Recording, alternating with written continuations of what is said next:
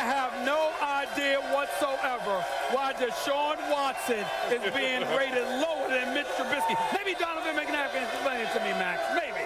And also Mollywood coming up, where the fans, a lot of First Take fans, get to ask your questions. Mollywood. 4 takes, that's you. 3 takes, not me. 2 takes if you lucky. First take, you got me.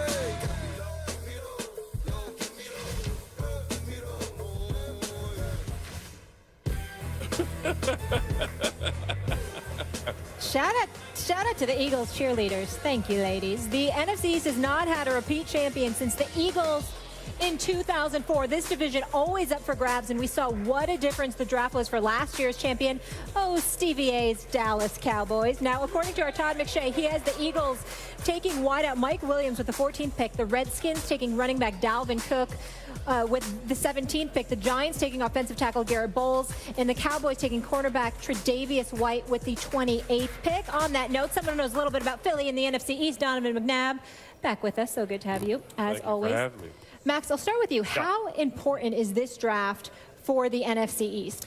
I don't think it's actually very, because you look at the 3 real contenders in this division. It's always Washington is like, yeah, whatever. But the other 3 you got to pay attention to. They're stout on one side of the ball or the other. And if you really break it down case by case, it's not like Dallas last year where, like, they really have everything on offense. If they have a backup quarterback and a running back, and they get them both, right? I don't see that in this draft, especially since none of these teams are picking extremely high in the first round. Maybe if Dallas traded up and took Myles Garrett and they had a guy like that, but I don't see that happening. And Jerry Reese for the Giants needs to fix the offensive line. He has not shown the ability to do that at all through the draft. So, and he's usually not getting the #1 preference on the offensive line because he's never traded up in the first round. He's never done that. So I don't see the Giants doing that. I don't see Jerry Reese necessarily getting he does other things well, but the O-line right, even if he did. I don't see the Cowboys getting a guy like Myles Garrett. I don't see anyone making a move for a difference maker high up in the draft, and that's what it would take to swing this division through the draft this when year. You're talking about the draft within the NFC East, I think the team that we got to keep our eyes on are the Washington Redskins. Right. Keep your mind. Listen, you got the Philadelphia Eagles with the number 14 overall pick. Everybody talking about when they might draft a corner, or they might decide to go Mike Williams out of Clemson as a wide receiver. They better hope and pray. If you're the Washington Redskins, you should hope and pray that the Eagles pass on them so you can acquire him. Because even though you've got Doxson and Crowder and others, you lost Deshaun Jackson. You've lost Pierre Garçon. Those 2 individuals who are veterans. You got Kirk Cousins. He's franchise tagged again. You know he's got that money coming to him, getting paid $24 million, all right? But still in all, devoid of the long-term commitment that he really, really wanted, there was some trepidation in terms of his relationship with upper management. You've got receivers that you have to ensure. You've got this kid, Jordan. You got to wonder about his durability. You got to wonder what they're going to do at the running back spot. Plus, you've got questions on defense. Dallas is going to be Dallas because of that offensive line and that running game. And Dak, we believe in him. The Eagles are going to be better because Alshon Jeffrey and who knows who else they'll get. And I think Carson Wentz got potential. I like Carson Wentz. The Giants pricked up Brandon Marshall, and their defense had already vastly improved from the year before. But they need to shore up that O-line and the tight end position. Of course they do. But the biggest question mark is the Washington Redskins. Right. They can fall off the map in that division if they don't address this draft adroitly. You know, I look at it in a sense, we talk about the top teams, obviously offensively. You look offensively in the Dallas Cowboys and what they're able to do with Ezekiel Elliott and obviously Dak Prescott. You look at the Washington Redskins, Kirk Cousins still put up great numbers, even with a lack of run game. And then Deshaun Jackson leaving, and we don't know about Pierre Garçon, but then they still have pieces that can fill right into that void. So to me, they're probably the second best offense. The New York Giants bringing in Brandon Marshall, that adds another piece of the puzzle because he can play outside and inside. Shepard, I think, is going to be a star in that offense. And also, you look at the Philadelphia Eagles, I wonder about their running game. Darren Sproles is getting up there in age. He's going to retire after this season. They need someone who can carry the load at least 25 times a game to take pressure off of Carson Wentz. Torrey Smith coming in, Alshon Jeffries, you talk about it, but what type of players are they going to be? The same type of players that were pretty much almost Pro Bowlers, guys that can get downfield and stretch the field for a guy like Carson Wentz? And then will Zach Ertz stay healthy enough to control the middle of the football field? To me, the question is more about the defensive side for all of the teams that we've mentioned. You know, the Dallas Cowboys, if they had a defense and pass rush to get to the quarterback, maybe they beat the Green Bay Packers and make it to the NFC Championship, which they were my pick to make it to the NFC Championship because of their offense. But defensively, they're suspect. The Washington Redskins, same thing. You lose your nose tackle, then you bring in, you know, you have a guy like Josh Norman who can cover one side of the field, but do they have enough to get to the quarterback? Do they have enough to get off the field on third down? I don't believe so. That's what I mean. This last year's draft was determinative in the NFC East. In other words, the result of the draft showed up in the division in terms of determining the division. They got Ezekiel Elliott to run behind that offensive line. They got a young quarterback who got to step in when Romo inevitably obviously got hurt very early before the season began, and they were off to the races. The Eagles found their franchise quarterback. That was a huge draft. I don't see this draft having that effect on the division. You know what resonates with me, though, when you bring up defense? I'm looking for a mystique-altering figure on the defensive side in the draft, and I'm thinking you think about the linebackers. Reuben Foster might fall to somebody because of questions about him. And we also, and by the way, we're here in Philadelphia, but I'm not bringing up his name just because we're here in Philadelphia. Watched a little bit of the Senior Bowl, saw how this dude performed, spoke to the expert extraordinaire himself, Mel Kiper.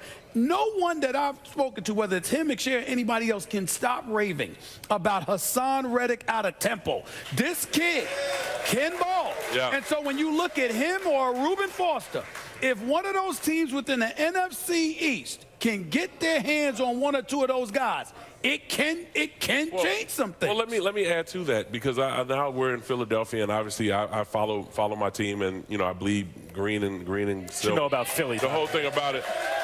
When I look at this football team, if they have another pass rusher, they get another pass rusher, they get a corner, and also I'm going to add a safety to that mix. If Adams drops to 14, you cannot pass on him. I think when you look at Jamal Adams. Jamal Adams. I don't think he'll drop to 14. But see, this he won't drop to 14. Because when the Philadelphia Eagles were very successful, we made some plays happen on offense. Brian Westbrook, myself, we brought in some other key players. But when you have a guy on defense like a Brian Dawkins, Weapon X. Brian the Dawkins, hitman. Although Jim Johnson, late great Jim Johnson, is no longer the defensive coordinator, but they have a valuable defensive coordinator here. If you have a guy that can be disruptive, you have Fletcher Cox, your defensive tackle, defensive end. He's able to get to the quarterback. But you bring it up. If Reuben Foster is available, you cannot pass. Yeah, but you're right. In other words, it's possible that the draft has that effect. But these three teams that we're talking about, really the three contenders. It's about defense. Right, and it's also about a little luck in the draft. You have to hope guys I'm surprised you said defense for the Giants. I feel like they shored that up last year. But they didn't show up against Green Bay. They didn't show. They put a lot. First half don't win you football games, as you can Aaron Rodgers, brother, what are you going to do? Well, the thing is, get pressure on them. offensively. It's about getting pressure on quarterbacks. Now, we're not talking so much about, these top quarterbacks, like you like to bring up Eli Manning all the time, like he is outstanding, which only in the Super Bowl. Sorry. Yeah, you got to only in the playoffs. Anyway, but when I look at defense in the NFC East, that's what stands strong, and I can't say that any of these teams that I've mentioned have a strong defense. I got to tell you this, and let me bring up geographics here, because so do the Eagles. Giants, New York. Eagles, Philly. The hell with Dallas. And then you got the Redskins, and then you got the Redskins in the nation's capital. I'm talking about blue collar. I don't need. Listen, when I think about Reuben Foster, it seemed like a nice guy when he was on the show the other week. We know. Let's hope that everything is all right. But what I'm trying to say is this: I want somebody nasty. Now Brian Dawkins. Yeah. Now Brian Dawkins is a nice guy, and he speaks eloquently. He's a good, beautiful person. But in a suit. But when that brother put on that, I said what I'm talking about when he's talking. Yes. Not when he's playing. He's in a suit. Listen. You want a hunter. That dude was he's a headhunter. I was talking about in a suit. He's nice. But in a uniform, the brother was the hitman. I need somebody in Philadelphia or the Capitol. Last thing. Real quick, I need somebody nasty. I disagree about the assessment of the defense. I think the Giants have a good defense, and I think the Eagles at times last year were trending toward elite defense. All right, let's leave it there. I disagree. Donovan sticking with us. When we come back, we have some players with character issues potentially being drafted tonight. We're going to get into some of the more controversial players in this year's draft. Should teams take a chance on them, and how will it affect their stock? And we're close to the best part of the show. We're heading to Mollywood. Get familiar. Some questions for Stephen A. and Max from our fans. First take on the road in Philly. I mean, I'm stepping out of it. I'll be there. This morning, take a listen. The NFL is 70% African American. And, you know, it really pains me to see a lot of young black players who, most of them grew up like I did, without a dad, without having much. I mean, my mother raised me on welfare. We didn't have much. And so I was very fortunate to get the opportunity to play professional football, and I took advantage of it. And to see some of these guys that really could care less about the opportunity to take care of their family or take care of their mother, who a lot of times is providing for them without much, really, really pains me. Stephen A., I know how much you care about your community. What's your reaction to what you just heard from Booger McFarland? I'm sad in that regard. It's painfully correct. Here's the deal. Black folks, particularly black men, ain't the only one to have issues. Latinos, whites, alcohol, drugs, etc.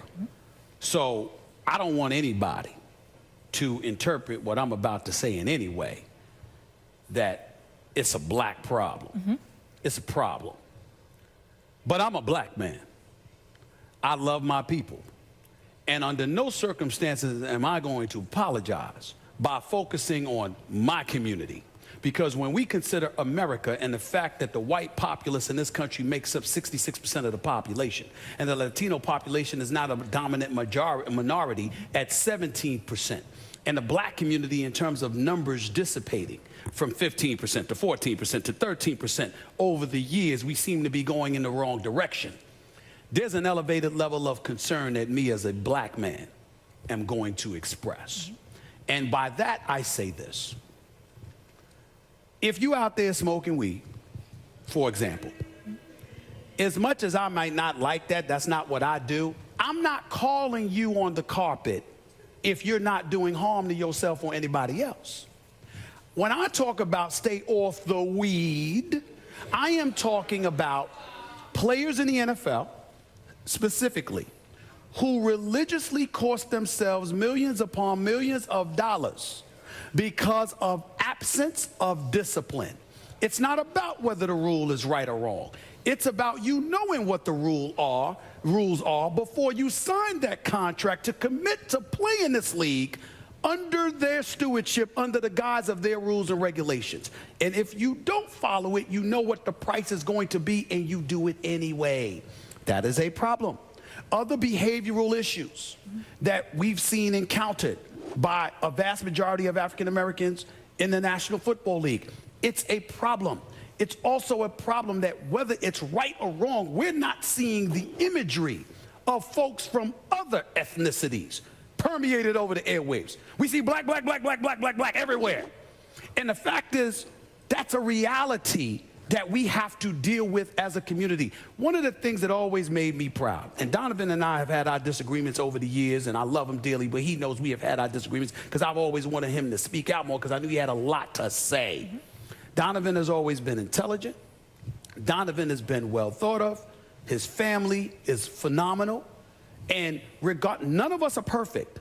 But by and large, when you consider the way he went about the business of conducting himself as a professional, I remember him taking hits from some of his own contemporaries, quietly, privately, anonymously, because they felt like he was too clean cut.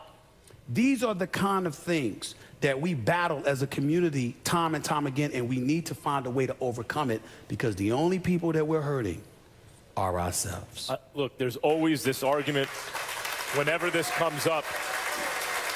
You hear two camps. You hear one camp talk about institutional unfairness, and you hear another camp talk about personal responsibility within a community. And both have valid points to make, and they're not mutually exclusive. But I think what's going on here, to Booger McFarland's point, is the league is 70% African American. And when you say the league, you're talking about 32 NFL teams with, like, when you count the practice squad, what, 75 players on each team? And then you're talking about all the college programs, because a lot of these issues are coming up right now. We're talking about draft picks. So we're talking about thousands and thousands and thousands of people, many of whom come from disadvantaged backgrounds. So you have that. From that population, you will find some criminals. I mean, that's how it works on any population, white, black, or otherwise, but particularly given the circumstances described, especially when the history of this country has resulted, obviously, as we all know, in lower levels of education, per capita income, opportunity, etc. for African Americans. So you're dealing with a population where, you, like as in any population, you will find a criminal element. There are just too many people in that population to not have that. And then you have the proliferation of media. Everyone has a camera phone. You are going to catch bad behavior. It will be circulated. You will find it. In the league that's 70% African American, many of the perpetrators will be African American, especially when you consider the number of players coming from college and in the league. But there's also something else. When people roll their eyes and say, look at this opportunity that these young men are getting, and they're right. Of course, no one's entitled to anything. They're right. But you also have to ask, how many of these kids, many of them are, but many of them aren't, ready to be thrown into the deep end? When you consider the background and then the environment they're going to enter, including just college environment, how many are prepared for it, and by whom? Because oftentimes the funnel that gets them there are from people who don't have necessarily their best interests in mind, even though they're presented with an excellent opportunity. But they're funneled there by people who want to exploit them. Right? So I think all that adds up to, yeah, sometimes you're going to find video of misbehavior and accusations and even charges, and oftentimes they'll be true.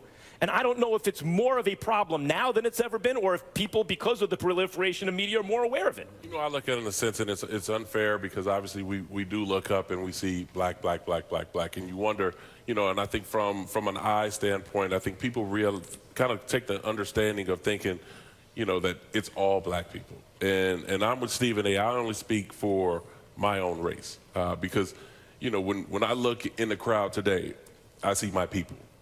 They're here to support us. And so they understand kind of the things that are asked of us. Stephen A. brought up the way I handle things. Now, I'm not perfect by any means. Everyone can kind of go on to find out what's happened to me or what I've been involved in. And I'm not going to sit here and act like I'm the most perfect guy out here. But the most important thing, while I played, I understood the game. And the game can be played in many ways, not just on the field, but off the field. And for these young men coming into the draft, they need to understand how to play the game. You're not invincible. Just because people may say you're a top 10 pick doesn't mean you're untouchable. And I think for these kids that are in college, if they're smoking weed or if they're, whatever it is, drinking or whatever it may be, they don't understand the things that you have to do in order to be at that elite level and to be paid like an elite person, an elite player. And they're coming from backgrounds like Booger talked about, just like him. Now, I had my mother and father in the household. You know, things weren't always great. We didn't live in the suburban house that, you know, some people have been raised in. We moved into a suburban house because my dad worked overtime. My mom worked 2 jobs.